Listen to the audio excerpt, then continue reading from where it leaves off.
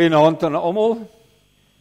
Baie welkom vanaand hier. Ons sê ook vir diegene op die internet, baie welkom by hierdie wonderlike ontmoeting met die Here.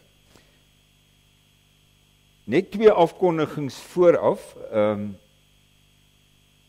Onthou woord en klank eerskomende Saterdagoggend hier in ons kerkgebou. En dan donderdag aand is ook die 5de byeenkoms van die Griefshare groep hier in die kerkgebou. En dan Wim en Alta, julle het nie vir ons gesê vanoggend nie, julle is verloof. Wim en Alta gister, né, Wim? Gister verloof geraak. Ons sê vir julle baie, baie geluk. Uit ons hart het ons saam met julle opgewonde. Baie hoor, baie geluk. Is daar nog verlovings? Ja.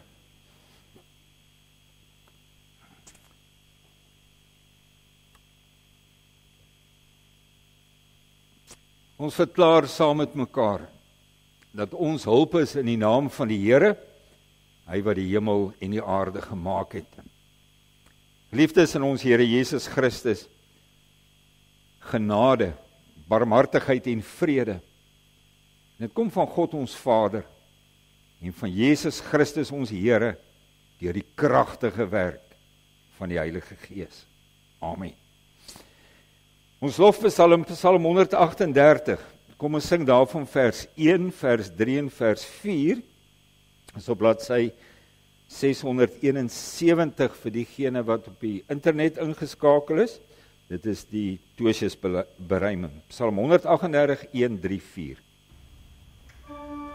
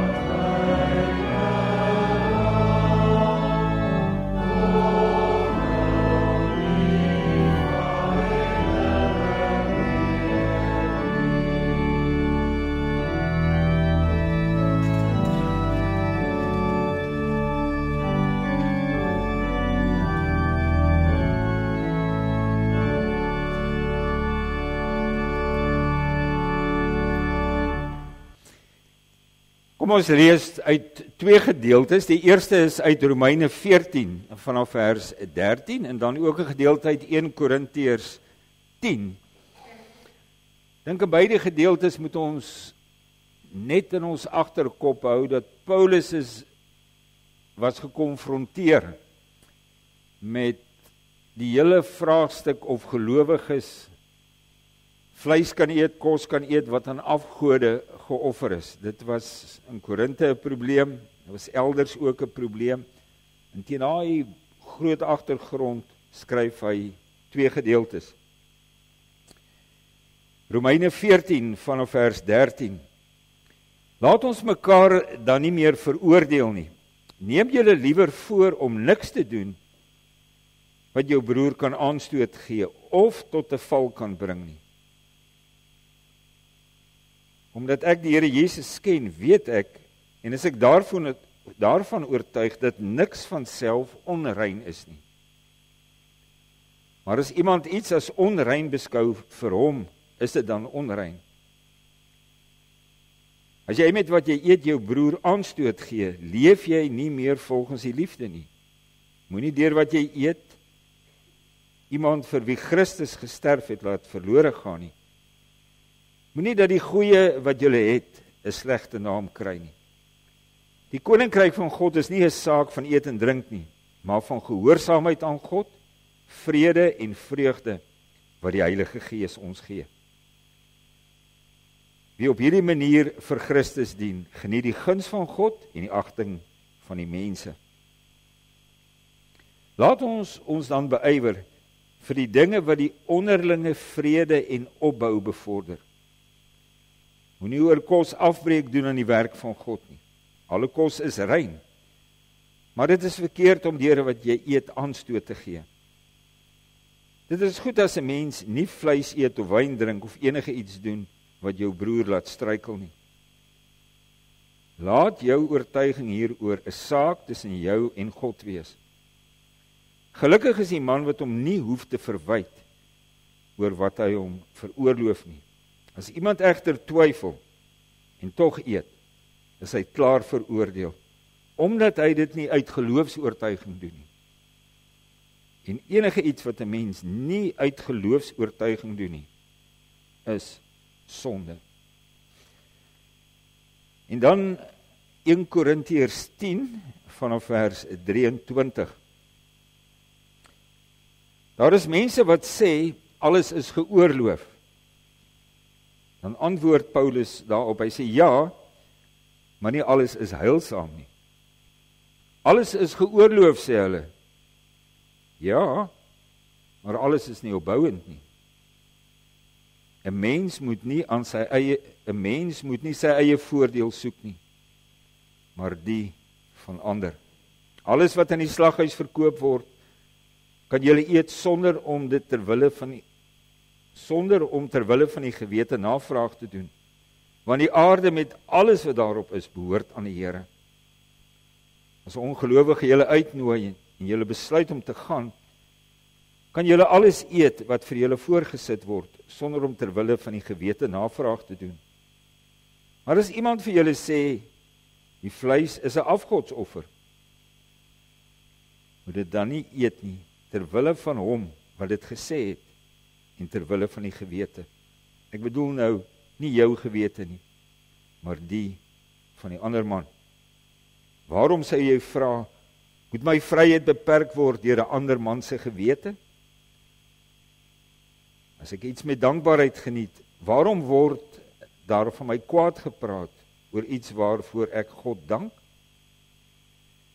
Of julle eet en of julle drink, of wat julle ook al doen, doen alles tot eer van God. Moenie aanstoot gee nie, nie aan die Jode of aan Grieke of aan die gemeente van God nie.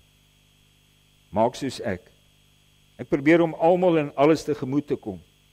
Ek soek nie my eie belang nie, maar die van baie ander, sodat hulle gered kan word. Volg my voorbeeld, soos ek die voorbeeld van Christus volg.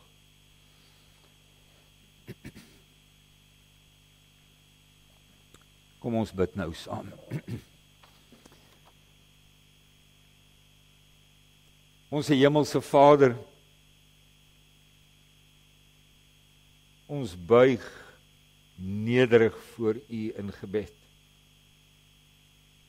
Want U is die lewende God van hemel en aarde.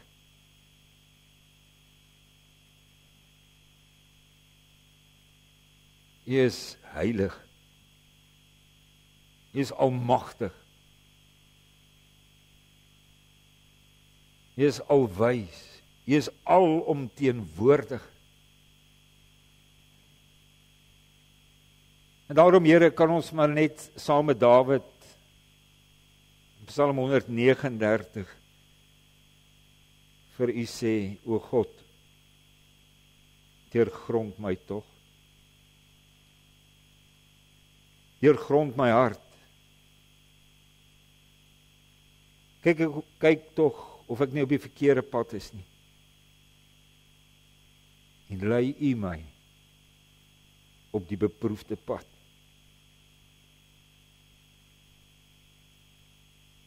Dankie, o Vader, dat ons as U kinders in Jesus Christus soveel vrymoedigheid het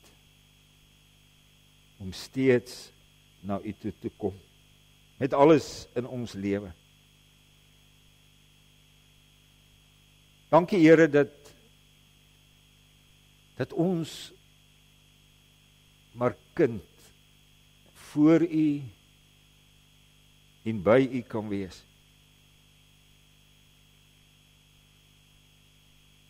Dankie dat ons saam met U kan leef elke dag.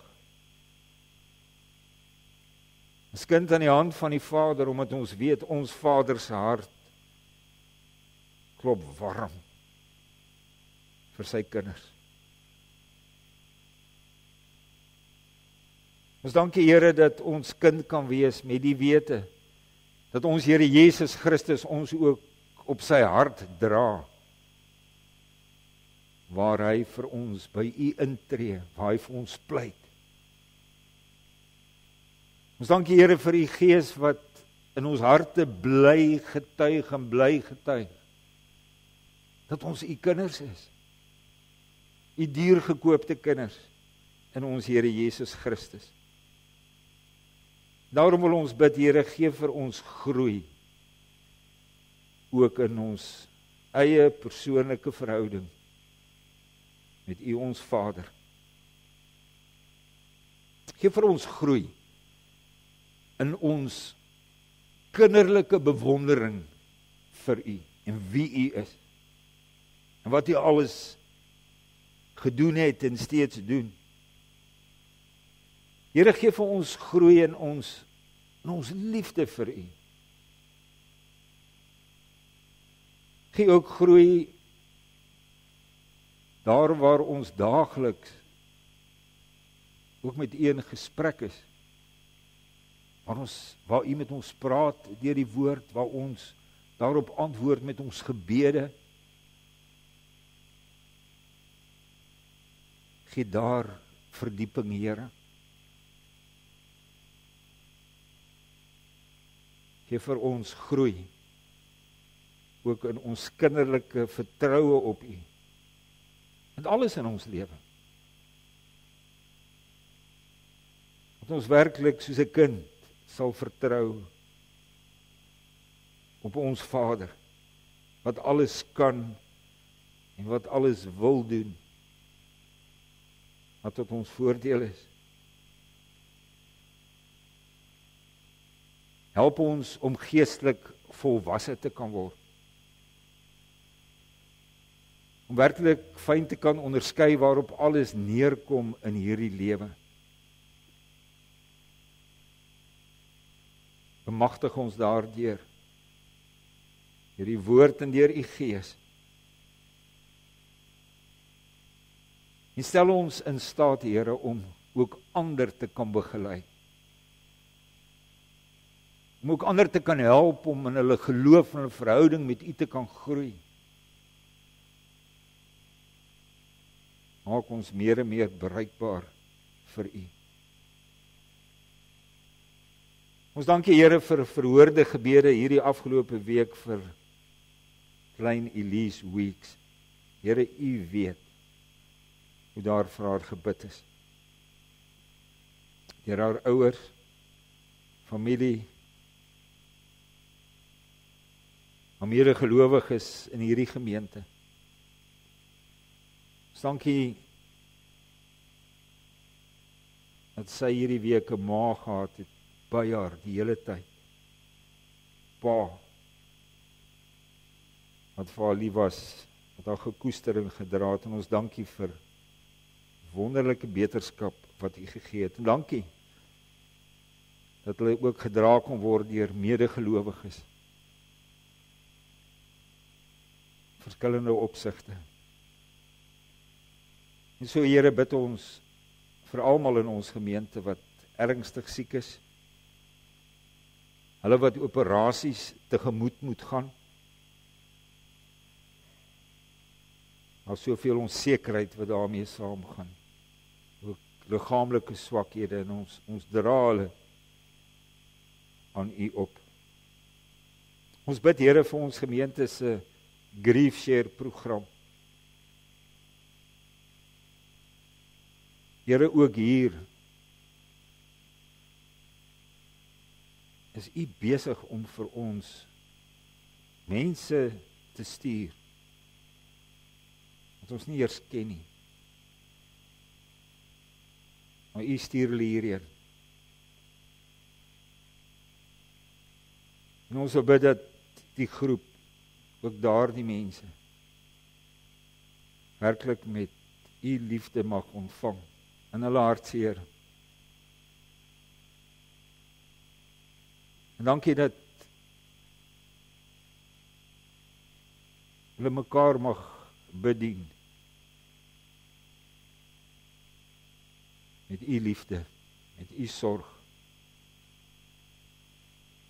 En ons wil vra, Here, help ons om die mense wat U ook stuur, van buite, om elke geleentheid te benut, want U stuur hulle met 'n doel. Seën ons vanaand ook in ons saamwees, in ons oordenking van U woord.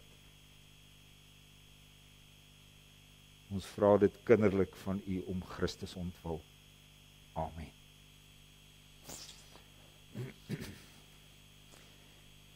Kom ons sing saam Psalm 119, bladsy 594, Tweesjesberuiming, Psalm 119 vers 39 en vers 62. 39 en 62.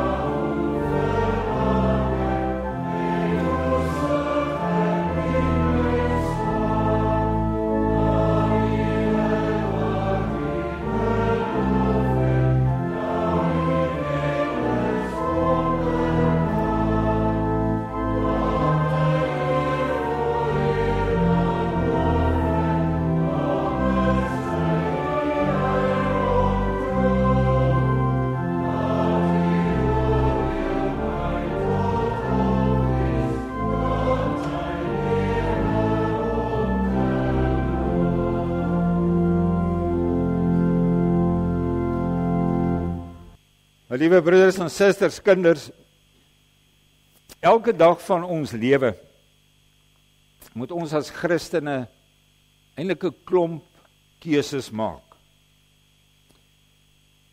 Ons moet naamlik besluit hoe ons bepaalde omstandighede gaan hanteer, hoe ons daarin gaan optree. En ek dink dit geld vir almal van ons.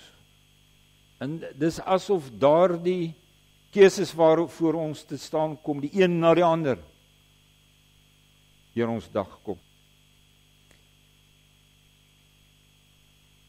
God wil immers nie robotte van kinders hê nie. Maar hy wil verantwoordelike kinders hê. Kinders wat oor alles wat hulle doen, oor alles wat hulle sê, bereid is om verantwoording te doen. Hoekom hulle dit gedoen het, waarom hulle iets gesê het, ensovoorts. En daarom moet ons as gelowiges, moet ons baie keer baie mooi sit en dink, voor ons iets doen.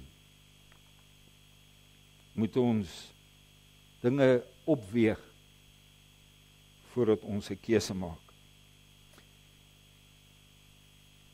Nou is die vraag nogal, en ek kry afgelope tyd geweldig baie daarmee te doen met sulke vrae, hoe neem ek verantwoordbare besluite, verantwoordelike besluite as 'n gelowige? Nou kan ons dadelik vir mekaar sê, oor baie sake praat die Here in sy woord baie duidelik. Oor 'n hele klomp sake laat die Bybel ons glad nie in die duister oor wat die wil van die Here is. Kom ek noem 'n paar voorbeelde. Onsedelikheid, moord, en so kan ons opnoem. Dis van die sake waarop ons duidelike, direkte antwoorde kry in die woord van die Here. En nou is daar ook sake en omstandighede waaroor die Bybel nie vir ons 'n direkte antwoord gee. Daar's geen uitdruklike gebod of verbod wat ons raakloop nie. Nou is die vraag, wat doen ek in sulke omstandighede?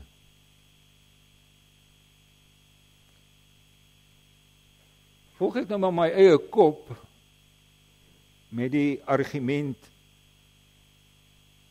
waar staan dit miskien in die Bybel dat ek dit of dat nie mag doen nie? En jy hoor nogal baie daardie argument. Waar staan dit dat ek dit nie mag doen nie? Ek dink 'n gelowige wat so wil redeneer, wat so wil argumenteer, dink ek verstaan nie mooi die woord van die Here nie. Weet jy, ons Here Jesus het die skrifgeleerdes en die fariseërs, hy het hulle geweldig skerp aangevat, omdat hulle wet op wet wou maak, reël op reël. Hulle wou dit letterlik doen oor alles onder die son. En so het hulle godsdiens eintlik verlaag tot die oopmaak van 'n reëlboek. Die lees van die reël, en dan hoef jy nooit werklik te dink, te weeg, nie te bid om die Here se leiding. Jy doen maar dan net die dinge volgens daai reëls. En dan was jy in hulle oë, die skrifgeleerdes en die fariseërs, was jy baie godsdienstig. Jy het gehou by daardie reëls. Dink so wil ons Here Jesus dit nie hê nie.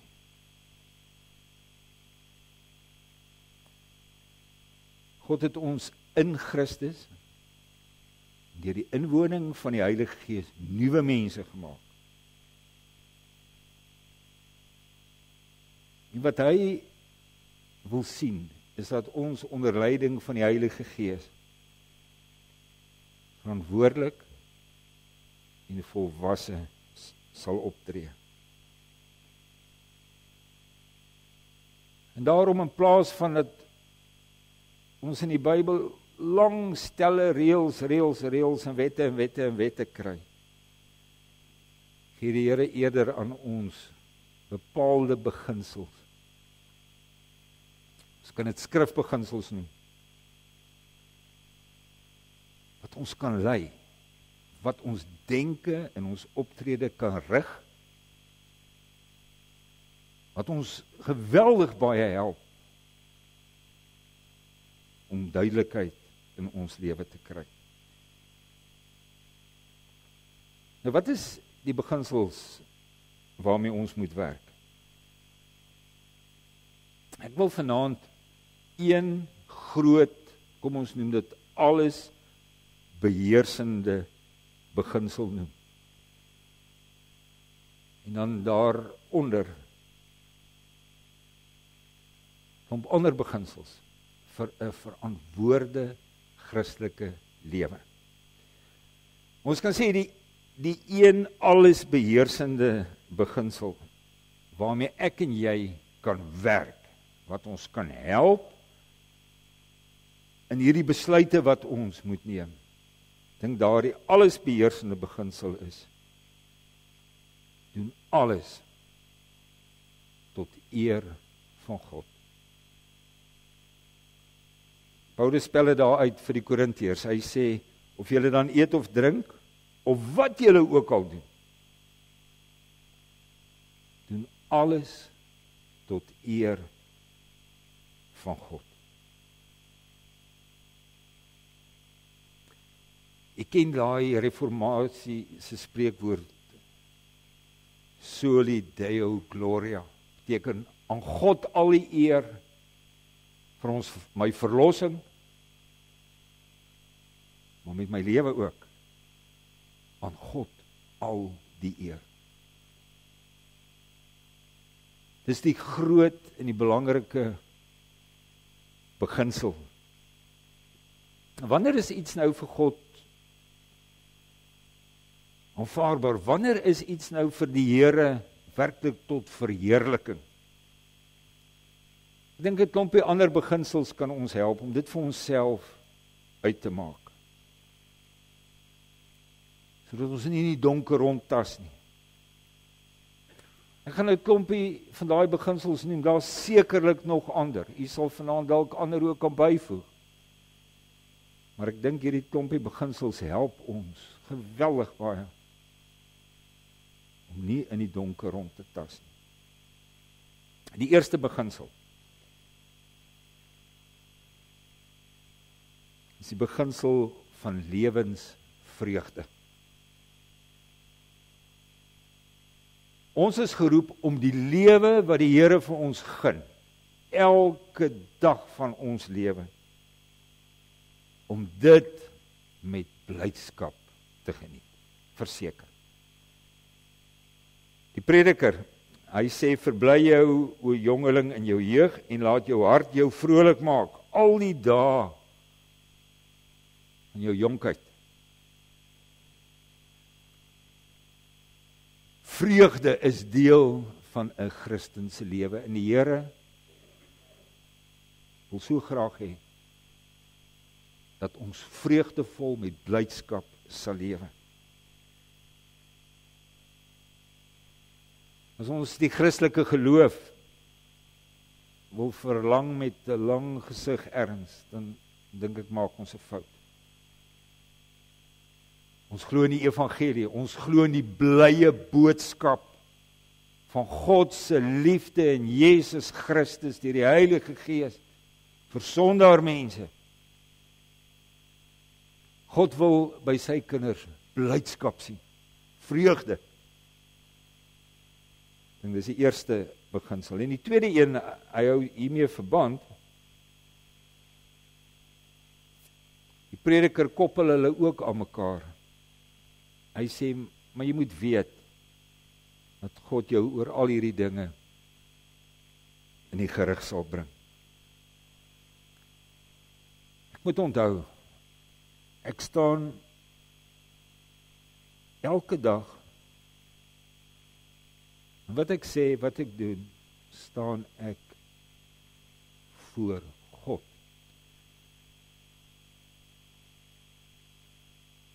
Hy weet alles van my. Hy sien alles.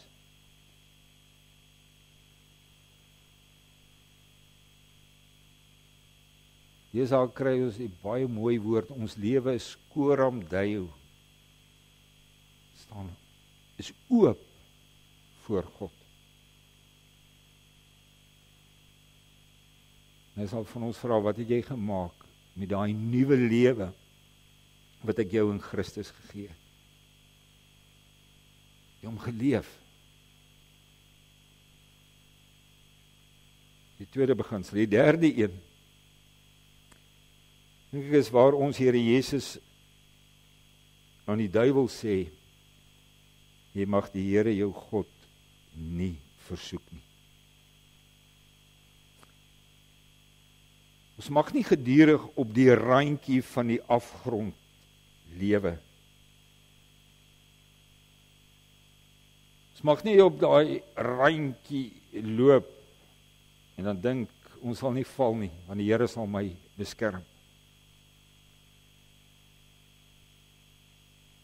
Stel jou die Christelike lewe voor as 'n groot sirkel.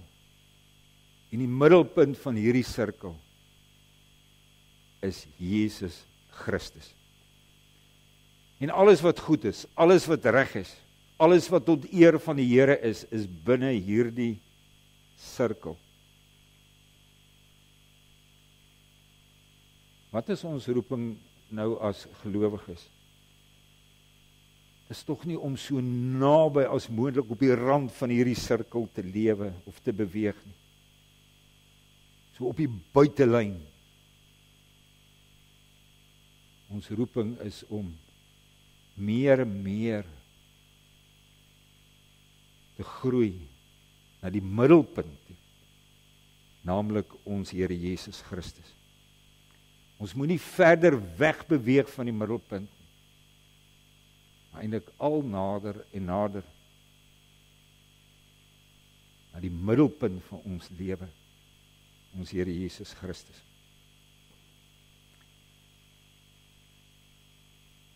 Baie bruikbare beginsel. Paulus gee daarin aandag in 1 Korintiërs 10.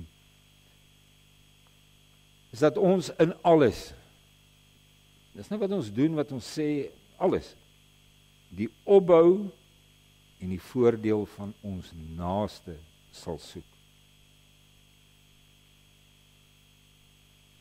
Onthou nou, as Paulus besig is om te praat oor hierdie offervleis, dan sê hy daar in Korintiërs, daar's mense wat sê, alles is geoorloof. En dan reageer hy daarop om te sê, ja, maar alles is nie opbouend nie. Dan sê hy hierdie woorde, mens moenie sy eie voordeel soek nie, maar die van ander.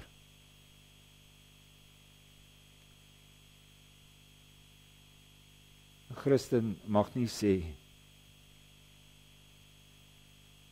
het maak nie my saak wat 'n ander daarvan dink, of hoe iets hulle raak nie. Ek sien niks daarmee verkeerd nie. Ek kan doen wat ek wil. So ek leef myself houding. Dis nie liefdesgebod. En Paulus sê vir ons, soek en alles die opbou en die voordeel van jou naaste.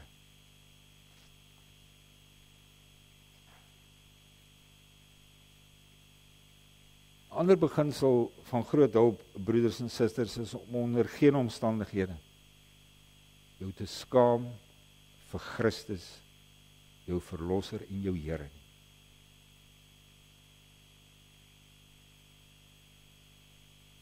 Markus 8 sê ons, Here Jesus, wie agter my aan wil kom, Moet homself verloon, sy kruis opneem en my volg. Wie hom dan vir my en my woorde skaam te midde van hierdie ontroue en sondige geslag, vir hom sal die Seun van die mens hom ook skaam, wanneer hy kom. Dis 'n groot uitdaging in hierdie tyd waarin ek en jy leef. Wees altyd bereid om in wat jy doen en wat jy sê vir jou Here en jou Verlosser Jesus Christus uit te kom, om te erken, om te bely en vir hom op te kom. Om skaam te wees oor hom. Dit is geweldige groot ondankbaarheid. In hierdie lewe help dit my baie. Moenie skaam wees vir jou Here en jou Verlosser Jesus Christus nie.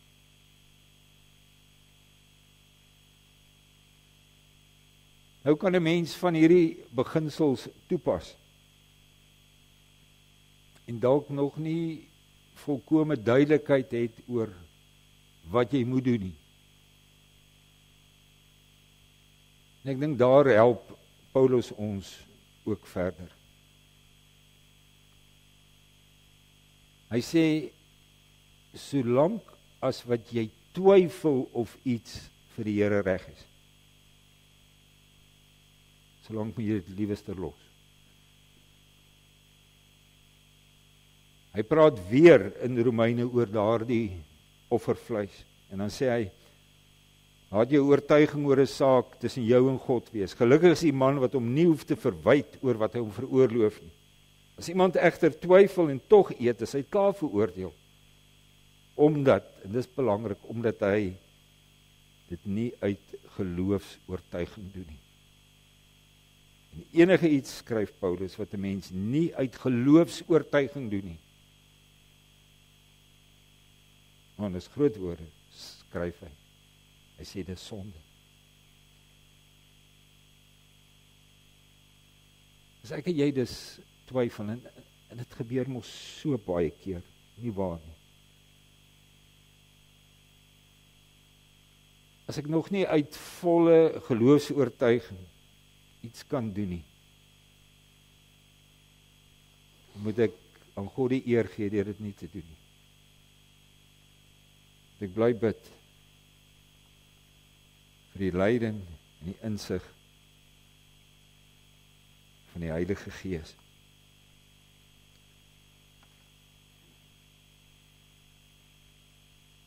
Om werklik tot verantwoordbare besluite te kom oor wat ek sê, wat ek gaan doen, hoe ek gaan optree, hoe ek 'n ding gaan hanteer. Weet jy, daarin mag ek en jy nooit, maar nooit die belangrikheid van gebed vergeet nie.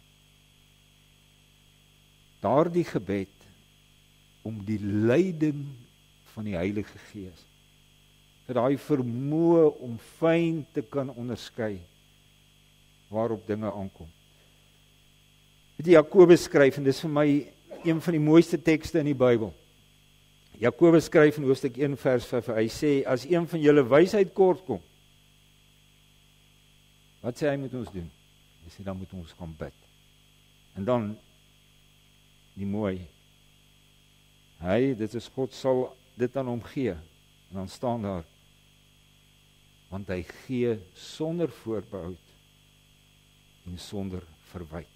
Ek en jy kan keer op keer na die Here toe gaan. Partykeer dieselfde ding vra, dieselfde leiding van hom vra. Hy sal ons nie verwyte nie. Hy sal ons nie wegwys nie.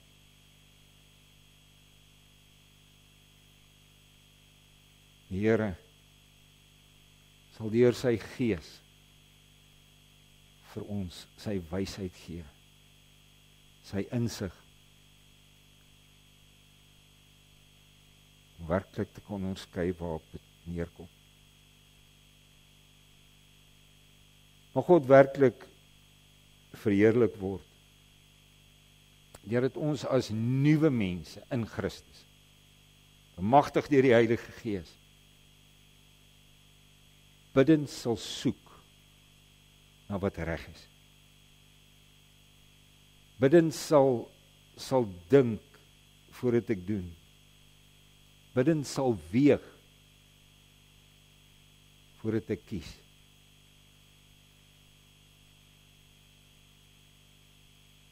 Want ons roeping is, bring alle eer aan God. Alles wat jy doen, dat hy al die eer uit my lewe mag ontvang. Amen. Kom ons vra die Here om ons te lei. Psalm 25 vers 2 en vers 6 en vers 7, waarin ons vra, Here, leer my tog u regte weë.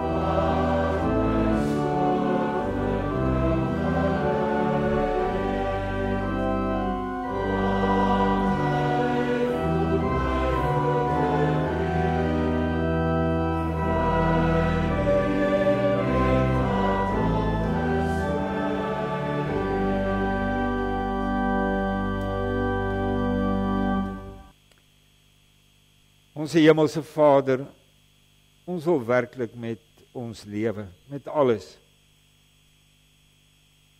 U verheerlik, U dien, U groot maak.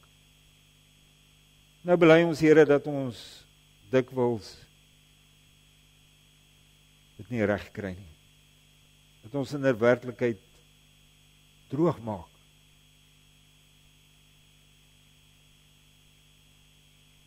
En ons bid, Here, vergewe ons dit. Ons bid dat U ons sal help om werklik fyn te kan onderskei wat in bepaalde omstandighede vir U goed en reg is. Dankie vir U woord wat ons begelei. Dankie dat U U Gees aan ons gegee het. En ons wil bid dat Hy in ons U wysheid sal gee, U insig, sodat ons lewe U mag verheerlik. Vader, ons leef in 'n wêreld waar baie mense U nie ken nie en nie wil ken nie. Ons weet, hulle kyk na ons.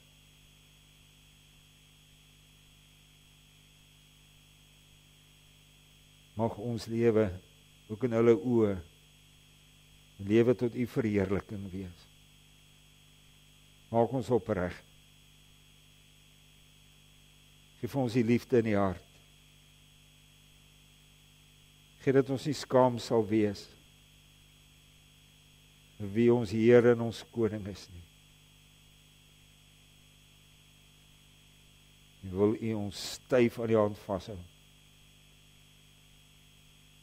sodat ons U kan verheerlik, want dis ons begeerte. Ons wil, Here, uit dankbaarheid alle eer, alle lof ook met ons lewe aan U toebring. Seën ons daarom hierdie week in ons werk en ons besluite. Seën ons in ons gesinne, ons families. Seën ons as gemeente. En waar U ons die lewe instuur, ook instuur as koninkrykssoldate van ons Here Jesus Christus. Mag ons getrou op ons pos wees. Mag ons met volharding doen waartoe U ons geroep het. Ons bid dit van U om Christus ontwil. Amen.